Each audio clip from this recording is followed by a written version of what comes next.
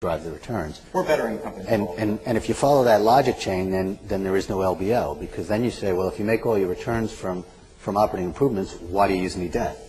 The leverage is really a question of where you are with the company, and a lot of times you don't put as much leverage on, at least we don't, at the outset as we can, because we don't know the company as well as we do 6 months or a year later. The other thing is the markets change. We bought a company called VWR, and the markets were dramatically more receptive 6 months later. Oh, by the way, we had taken $180 million in working capital out of the business, and we improved the profitability by another $40 or $50 million. So what you are bringing to the market is a less levered business with more cash flow. So it makes sense to do a dividend recap in that case. The Hertz dividend recap was in many ways a different example. It was tied to the coming IPO, and this was the fifth point I wanted to get to for Andrew. It was really a way of the owners transferring the risk of IPO execution onto the banks and to the investors that the banks sell the debt to. It was less of a dividend recap where there's no IPO on the horizon.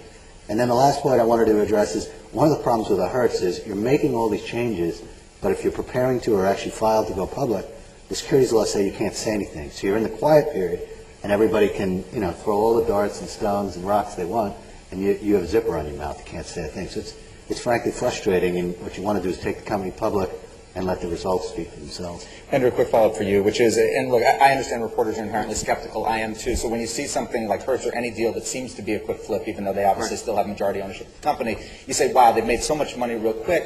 I guess the question, though, is, do you believe that there's anything inherently nefarious going on here? Or if you look at the return, should you just come back at it and say, you know what, so long as the company ends up doing better in the end, so long as the firms are making good returns in the end, it's kind of like a sausage. You see how the sausage came out. You're right. You might not always want to know how it's made, but so long as it's not making people sick, so be it. No, I actually agree with you, and I don't think there's anything nefarious going on at all. And in fact, I don't think I really fault the private equity firms. I think if there's any fault to lay at the feet of anybody, it's probably the boards of corporate America, which is to say, how is it possible that they are not able to do what you've just done?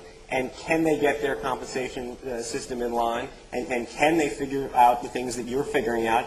And if they're going to sell you a business and they understand that there's as much upside as you think there is, should they be selling it at the premium they're selling it at, or should it be 10% more? And I think that is the issue, and I think that's the fundamental disconnect between what public market, what public shareholders are seeing happen, and what you guys are doing. And let me move on to something kind of related to that, which is Kevin Sterling. You mentioned the concept of perception. The perception and reality don't always seem to meld, and particularly folks within the LBO market often don't think that the popular perception of the LBO market is the same. But there have obviously been some repercussions, the most recent obviously being this kind of what seems to at least be a rise in, for lack of a better term, shareholder activism, or at least shareholders holding out for better prices, particularly of take-private transactions. From your perspective, do you believe that, you've seen this in, obviously today, Clear Channel, but so many deals, do you believe that on the whole, that that the perception of private equity firms making so much money, making it seemingly easily, at least from the outside. I wish it were easy. From the perspective, do you think that perception is driving prices up, or do you think prices are being driven up because of legitimate market reasons?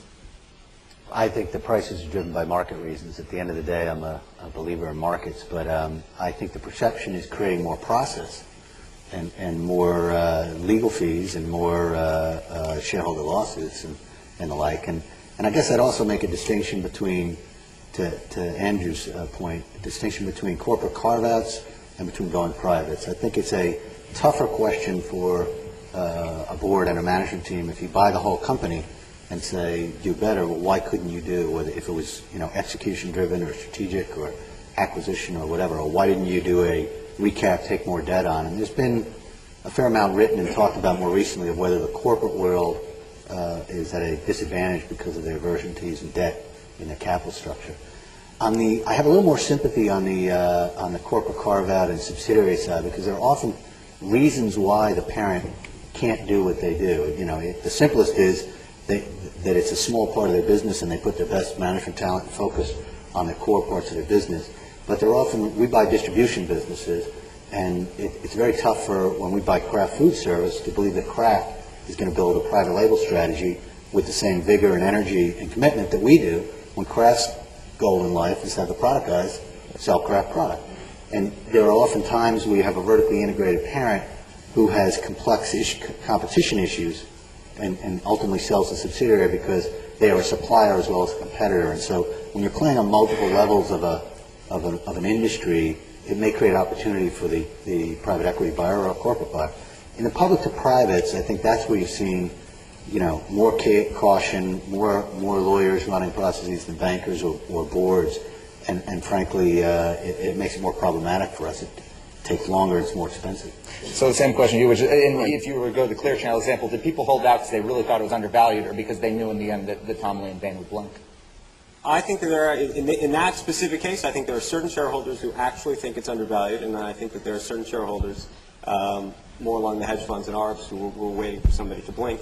I still don't think necessarily that deal gets done. But to your issue of process, especially on the going privates, I think it's actually a very good thing and a very healthy thing. I think that one of the most perverse issues that has come up in the past couple of years with all of these going privates is just the number of conflicts that have arisen as a result of your success, frankly. And so when you have investment banks who are supposed to be advising the seller and they are also offering staple financing to the buyer, and when you have the advent of go shops, which by the way, was a creation not so much of investment banks, but of lawyers who, by the way, I don't leave out of this, I think are just as conflicted. You have firms that are representing investment banks, private equity firms, and corporations all at the same time and are trying to keep everybody happy. And I think the confluence of all of that has created a very disturbing system and problem, and really the process actually does matter. So I understand the prices are going to go up and make your job harder, but and I don't want to put any more money in the pockets of any lawyers than my dad's one. So maybe I shouldn't say that. But I do think I do think it's an issue. So. Yeah. All right, Andrew, back to you to start out here. You mentioned earlier that the potential conflicts, particularly when you've got corporate boards, or really particularly when you've got CEOs, chairmen, other senior management residing as part of a buyout. You've obviously seen stuff that's happened with EGL and Apollo, et cetera. Right. From your perspective, obviously there's going to be certain situations where there's going to be bad actors, but on the whole, do you believe there's got to be additional regulation when it comes to management-led, or at least management very involved buyouts, particularly of public companies? I'm not a fan of regulation broadly, but I do think that the system has been perverted, and so there's a question of how do you fix the process. I think you do need some more independent actors getting involved and getting involved early. I think you look at the case, the NetSmart case is a great example of a situation where, and I believe it's actually more widespread than we think, where investment banks are not even trying to sell the business to strategic buyers, because guess what? You can make a nice $15 million advisory fee selling the company to a strategic, but you might make $400 or $500 million or more selling it to a financial buyer. So the incentives are a little screwed up, and I think that's where we really have to look. But I'm not ready to say there should be more regulation, but I would like to see boards being more careful about this, and I'd like to see the lawyers advising them explaining what their duties are a little bit better than they have. The way, and this will take longer, so I'll give you just a short answer, but the way most of our markets are regulated is from a disclosure standpoint and a process standpoint. There's been very few laws of saying, other than insider trading and things like that, you can or can't do that. So 1383 governs going private transactions, and it's massive amounts of disclosure. And the theory of that case is that the markets will prevail, and if you have enough disclosure and you have enough access, you'll get to the true price. And I subscribe to that.